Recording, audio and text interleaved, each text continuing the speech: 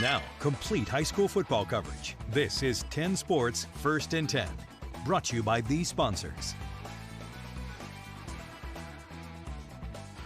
Welcome to the big show, everybody. Week 3, Season 18 for yours truly, and a bittersweet night as our own Brittany McGraw is headed to NASA's Office of Communications. And while she's taken us to new heights, no question about it, she's now ready to blast off, if you will, the best. Now, as I remind you, anything First and 10 related can be found on our website, thanks to Allegheny's finest, Allie Graham, which brings us to the game of the week. 2 proud programs, 2 smaller schools beginning to hit their stride again. Our own 10 Sports, Eric Johnson, is with us. We had a battle of unbeatens tonight. The Knights and the Blues were both 2-0. Yes, and these 2 teams came in with 2 very specific goals. Perry McClure, they wanted to bring the physicality. James River simply wanted to play a complete game. Both teams did that, with the latter simply scoring more points. Let's get you to the highlights now. Both sides entering with a lot of momentum. A matchup dating back to 1970. Knights setting the tone early. Check out Gavin, fast like a Mercedes Benz. You like that there? First play from scrimmage for James River, 75 yards to the house, early 7-0 lead. After Perry McClure gets to safety on the ensuing drive, Nathan Glass doing his best Patrick Mahomes impression, avoids the pressure. It's Aaron Pruitt, open all night like Waffle House. That touchdown put the Blues up 8-7, but James River responded with 20 unanswered points. That included this Maddox Woodyard 75-yard return for touchdown.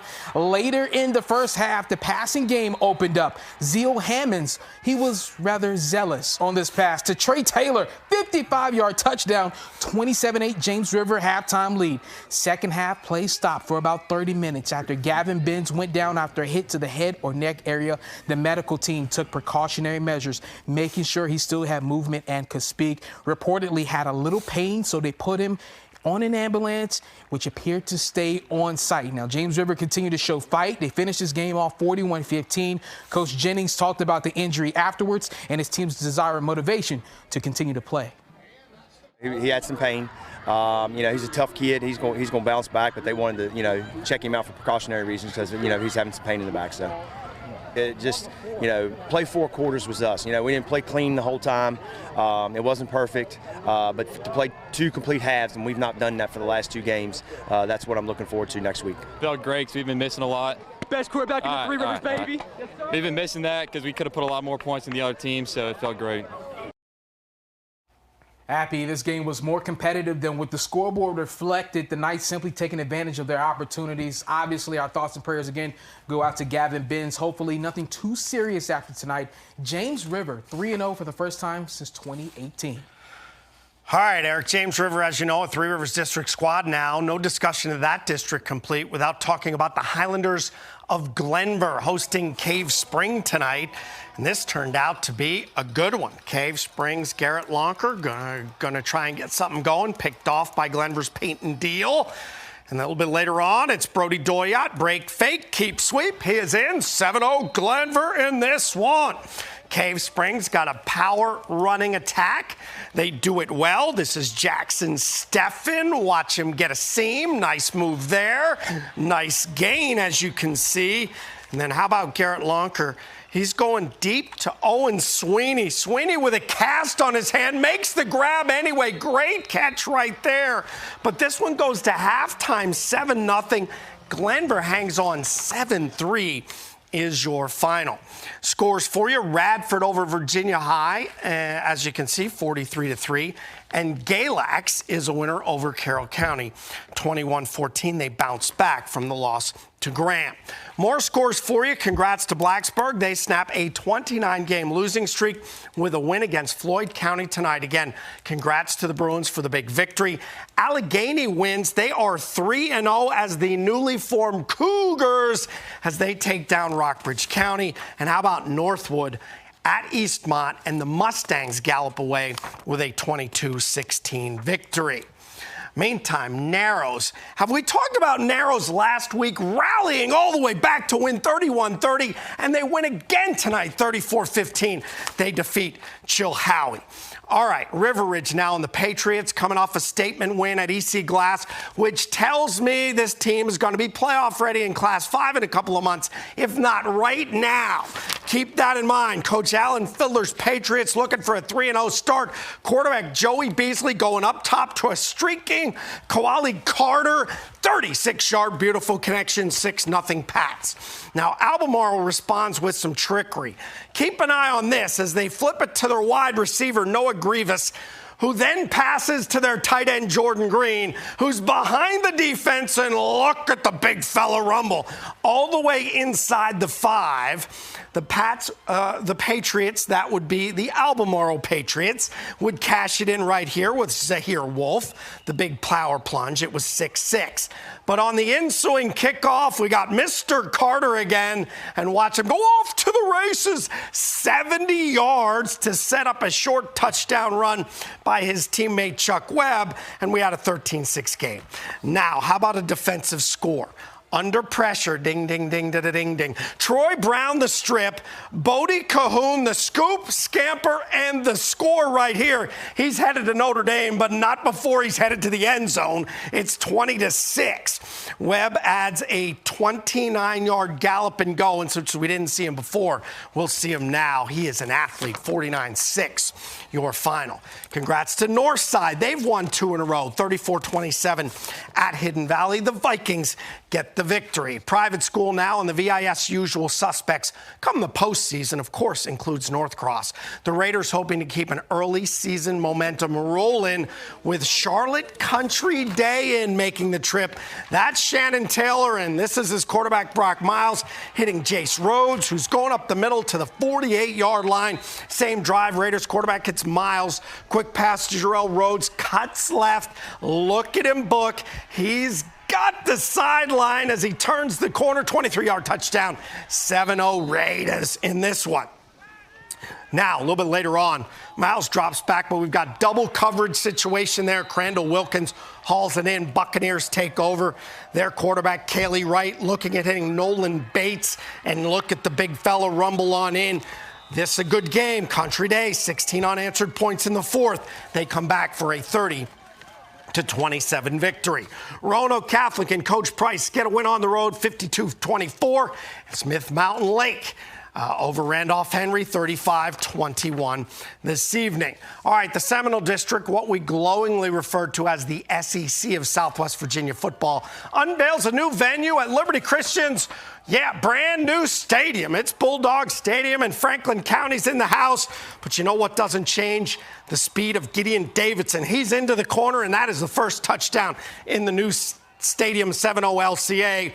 Here comes Gideon again, and he can do a lot of things well. And, including special teams and that incredible hopscotch move and the punt return for 6. It's 14-0. Coach Rocco and company, though, hold on. Franklin County's got grit. This is Winston Davenport going up top and deep. Jay Sean Rigney has it. He's behind the defense. Look at the book. 88 yards to the house, 14-7 LCA. LCA, though, of course, they have an answer. It's Gideon. Oh, he is talented. How about 49-6? LCA is victorious. Appomattox County at Heritage tonight. Pioneers opening possession. Quarterback Aiden Slash shotgun snap. Loose. Tavian Kidd gets on it and hold on. Early momentum switch. Raiders on the short field. Daniel Bradley sneaking his way in from 5 yards out is 6-0 Appo. Heritage trying to get something going in the second. Tavion Clark fielding the punt, returning it inside the 25 right here. You can tack on some yards for a horse collar. This game was 6-0. It was hard fought, but the Pioneers would rally back for a 20-6 victory. Glass over GW Danville, 27-14. Rustburg handles Stuart's draft. Coach Torrance's team is 3-0. Alta Vista over Cumberland, 42-14 is your final. All right, my thoughts on Ms. McGraw's departure come from Spock. Don't grieve, Admiral. It is logical. We'll see if the Cavaliers' battle with the Cougars defies logic or not. The Blue Demons have caused plenty of grief. William Byrd takes their shot at Seaburg tonight. And when the Colonels and Spartans collide, sparks usually fly. Plus this. For the LCA cheerleaders, stay tuned for more First and 10.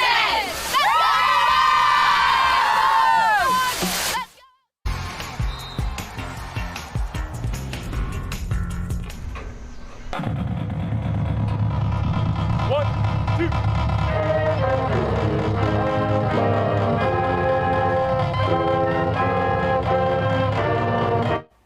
All right, and thanks to the Pioneer Band right there, and we are back. And I was anxious to see this battle that you were at, Brooke, in the trenches, because LB and Pulaski have great tradition. They do. They love to pound the rock, but this game comes down to who can sneak through the holes and ultimately not get caught. But first, I have to thank these two, Tracy Driscoll, Caitlin Delaney. They fixed my shoulder tonight. It's a long story. I'll get to it later. All right, first quarter, Pulaski County's Cam Akers called a lot of different looks. That was Trevor Gallimore muscling through.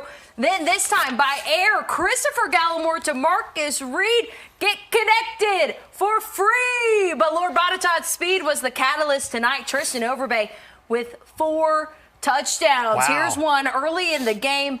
We know Overbay and quarterback Jakari Nicely have the Jets, but how about this guy, number 6, Mr. Tier McGinnis?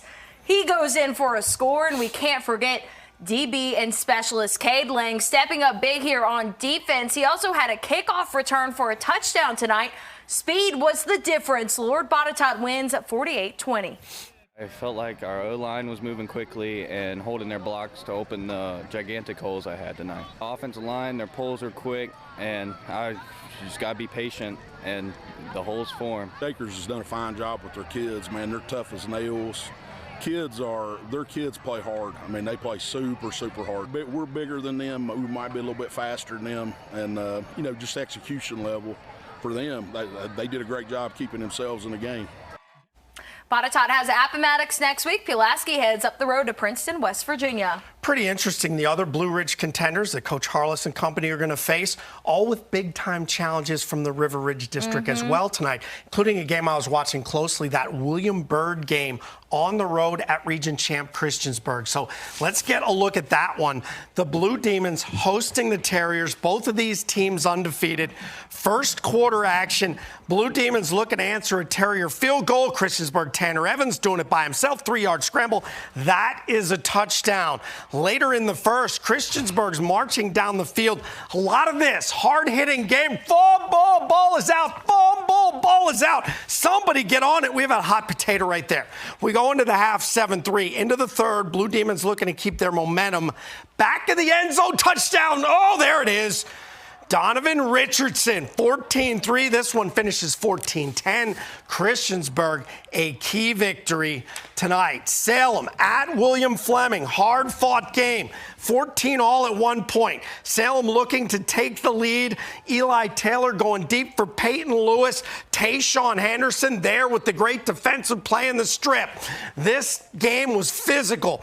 Omarza Gray, ball too hot to handle. In comes Ryan Coe, and Wilson rakes with the big hit. Nice coverage.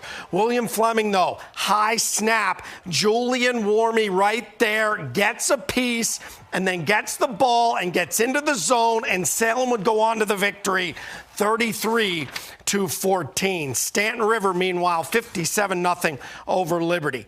And to check, folks, on Halifax County, the Comets coming out of the Piedmont visiting JF tonight. This is all I can tell you. Lightning delay, 42-0. It was nearly at half. More strikes seen here than in Hollywood. Ha! There's our joke of the night. It was a thriller nonetheless. 42-0 was your final. JF moves to 3-0. We're keeping an eye on them. That said, some scores for you. Bassett over Dan River. Gretna, the Hawks hander Tunstall. Chatham 34-16 over Martinsville in a key game for both coaches. Graham beats George Wythe 37-0. That rural game was postponed due to lightning. They're starting noon tomorrow. Bland County on the road. Good effort against Phelps, Kentucky. And if we can talk about what's coming up tomorrow, Saturday's college slate, including Virginia Tech, looking to go to 2-0 as they host Purdue. Our best wishes to Brittany McGraw. 'Twas a fine show indeed. We'll see you next week.